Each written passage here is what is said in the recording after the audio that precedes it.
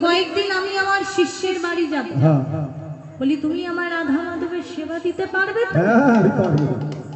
তা কেমন করে সেবা দিবে বলো দেখি। কেন তুমি যেমন করে দাও চিরা দুধ কলা দিয়ে ফল সাজিয়ে তুমি যেমন করে বলো হে দয়াময় এবার তুমি ভোজন করো, আমিও ঠিক তেমন করে বলবো। আর যদি তোমার গোপাল না খাই তবে কি করবো জানো দাদু? নিজের হাতে খাইয়ে দেবে। বামদেব মনে মনে ভাবছে বাচ্চা ছেলে তাই বলছে খাইয়ে দেবে। আচ্ছা বেশ বেশ, তুমি না হয় আমার গোপালকে নিজের হাতে খাইয়ে দেবে। এই বলে বামদেব বাড়ি হতে চলে গেল। এদিকে ছোট্ট ছেলে নামদেব কি করছে? দাদুর মতো ঠাকুর ঘরে বসে বসে নাম কীর্তন করছে। এমন ভাবে গো আমি কেমনে পুজিব ভগবান,